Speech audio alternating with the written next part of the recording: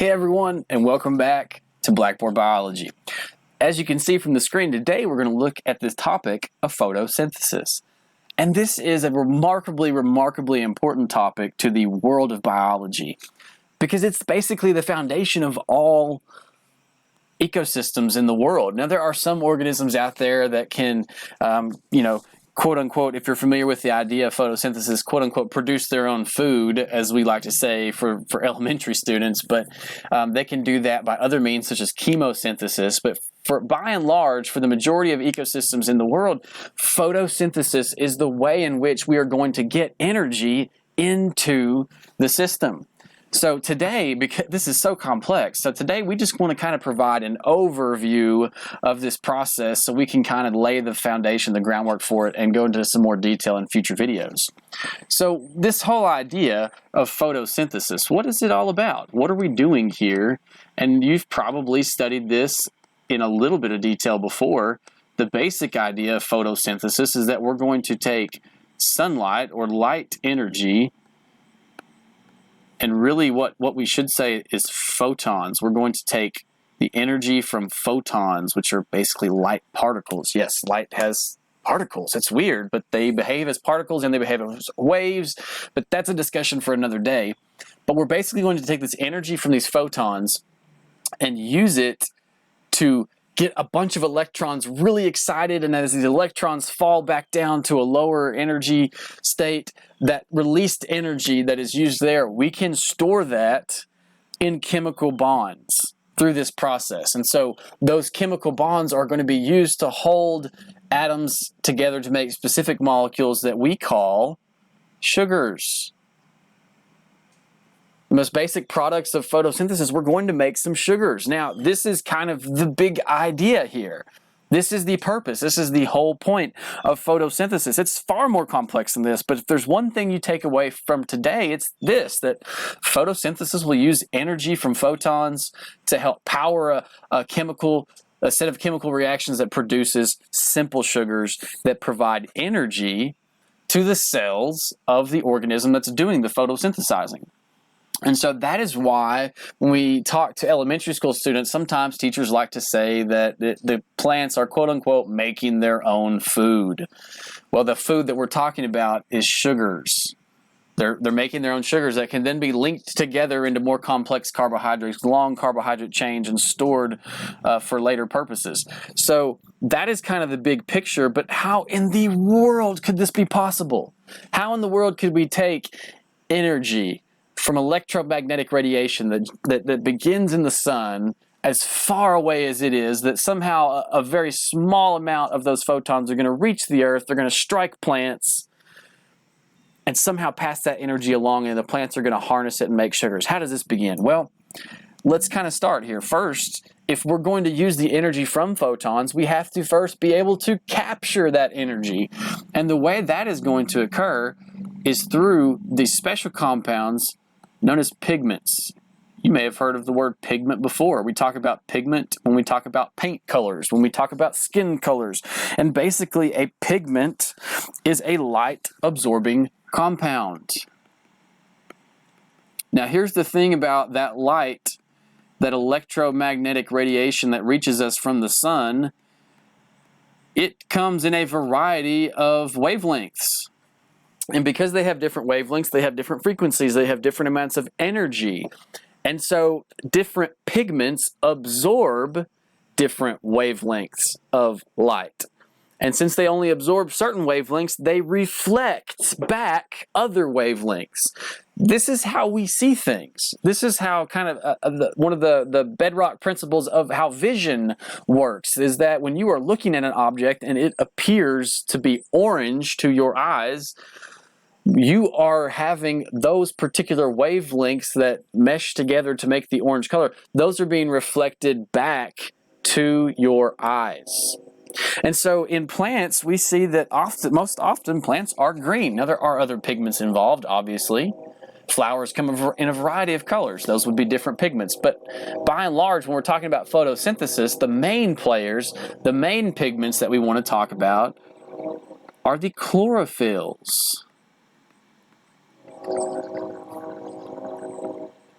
And the main ones are chlorophylls A and B. There are, in fact, two types, chlorophyll A and chlorophyll B. And what they do is they absorb wavelengths in the kind of blue, violet wavelengths and red. Those are the best wavelengths for chlorophylls to absorb light at. And so plants actually really like that, these blue, violet, these red wavelengths of the visible spectrum.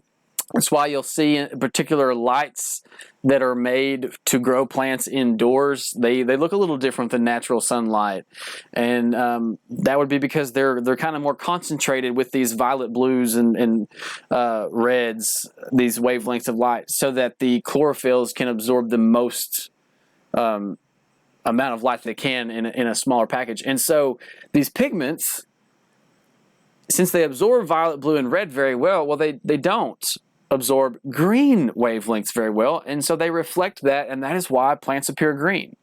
Now, I'm actually outside right now recording this video, and you may hear birds and other things in the background, but I'm looking right now at a bunch of plants, quite a few plants around me, and many of them are still green.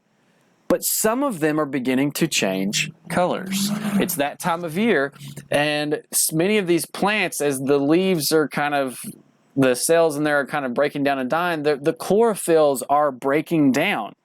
The chlorophylls are breaking down and going away. Plants are not going to need them for a bit of time during the winter when the light is not as direct in this area. And so I'm beginning to see a lot of the other pigments. One of those pigments that they're called carotenoids, which where you get those red and orange colors. They work to help absorb light, but we don't normally see them because the intensity of the chlorophylls are there, and so we see them in the fall when the temperatures begin to break down, and they're the first ones to break down, and the reds and the oranges of those other pigments are there for us to see, and so they kind of begin to show through. But it all starts with these pigments. We have to have them first to absorb the light. So let's kind of take a quick little run through here of what's going to happen with photosynthesis once we have these pigments and they're all ready and they're absorbing this energy from these photons. Well, what we're going to do is we're going to transfer that to electrons. Okay, and so what we're going to find is that we can write out the general equation, the overall equation for photosynthesis, like so. We're going to take some CO2, some H2O, and I'm writing a little bit too big here for this. Let's reduce this in size some. That was going to be way too large. We are going to take these and we're going to use the energy from photons, as we said. So we would normally say sunlight, right? And we are going to produce, we represent these sugars with glucose, although that is not actually what is made by photosynthesis right away. It's just one of the smallest and the simplest. It's the one our cells prefer. It's one of the simplest sugars that our cells can easily use for the process of cellular respiration to get energy for our cells. So we often represent the photosynthesis equation as being the opposite of respiration. So we kind of do it that way. And as a byproduct, we also release through photosynthesis, the plants release through photosynthesis, some molecular oxygen. And so this is our basic equation, and so, but it's broken down and it occurs in a series of many, many steps, but we can overall divide those up into two sets of reactions. And the first set is what we're going to call the light reactions. Okay, so the first set, it all happens in the light reactions.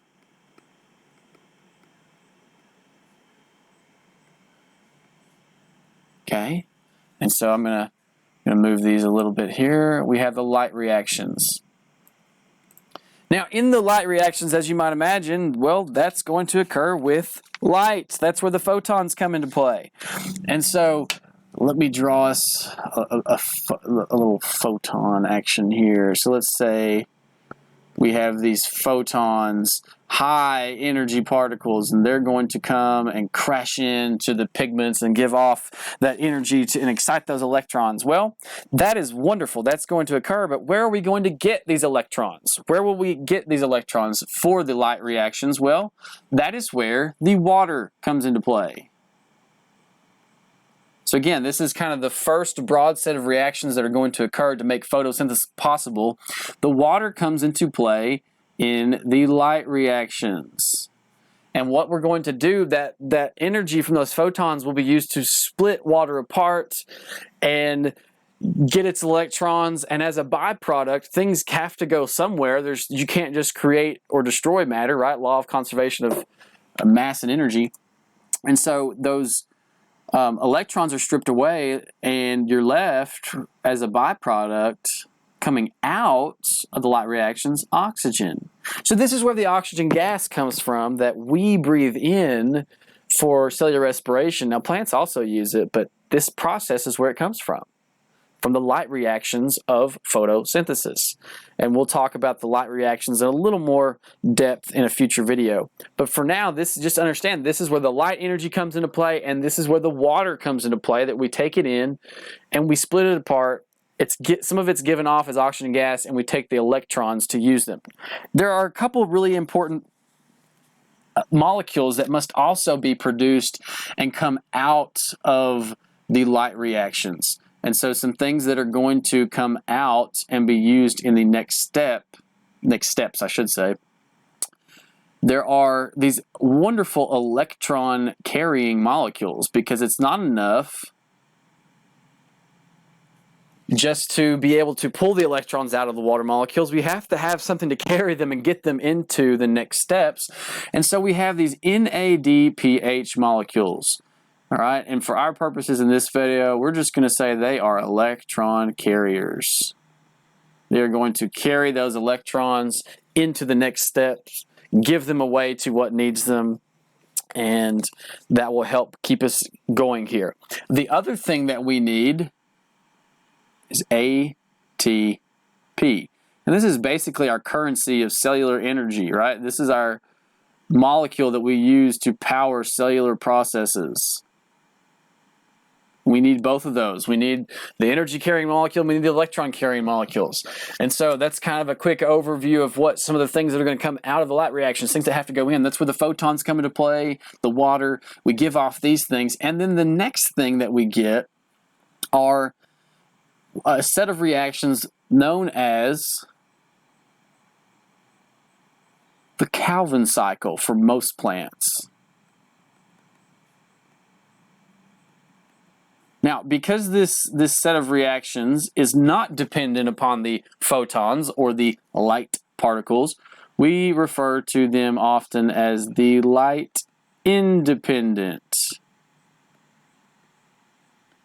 reactions.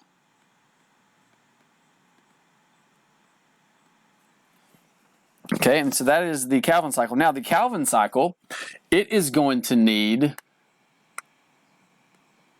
the CO2, because we have to have carbon. Okay, so the CO2 is going to go into the Calvin cycle. That is where it comes into play. And the reason for that is we need its carbon. The whole purpose, remember, of photosynthesis is to create sugars.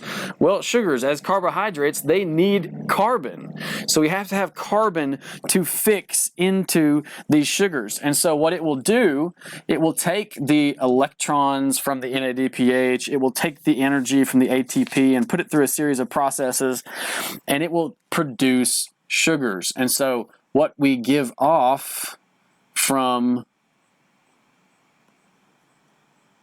the Calvin cycle are sugars. All right. And it also kicks back out ADP, which is ATP minus a P, a phosphate group, because we split that apart to release the energy. And then we're also left with NADP plus, because those NADPH molecules lost electrons and gave them away, they became more positive in charge, and so now they are NADP+. And so this is kind of the big, like, broad, from 30,000 feet view of what's going on in photosynthesis. Now, these sugars that we're making from the Calvin cycle, it's not glucose. It's not glucose right away. We don't spit glucose right out of the Calvin cycle. What's actually coming out is a molecule, what's often referred to as G3P. We'll discuss that in a future video, but it's a much smaller molecule that only has 3 carbons in it, and we can take those, and if we put 2 of them together, we could make glucose, which has 6 carbons. And so what's directly coming out, these simple sugars, are not going to be fully realized glucose just yet. They will, through other processes, be put together into glucose, which can then be stored into much more complex carbs, such as cellulose and starches and things of that nature. And so I hope that in this video you've been able to kind of gain an overview of photosynthesis, the fact that we're taking light energy from photons, putting it through the light reactions, and that is what involves the H2O. That's where it comes into play here.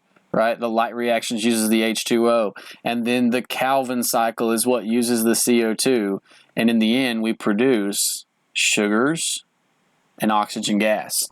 And so that's a large scale kind of, again, just an overview of photosynthesis. And so I hope that you found this video helpful. As always, I want to encourage you to like, comment, subscribe to my channel. Send me requests of videos you would like to see in the future. And as always, thanks for watching.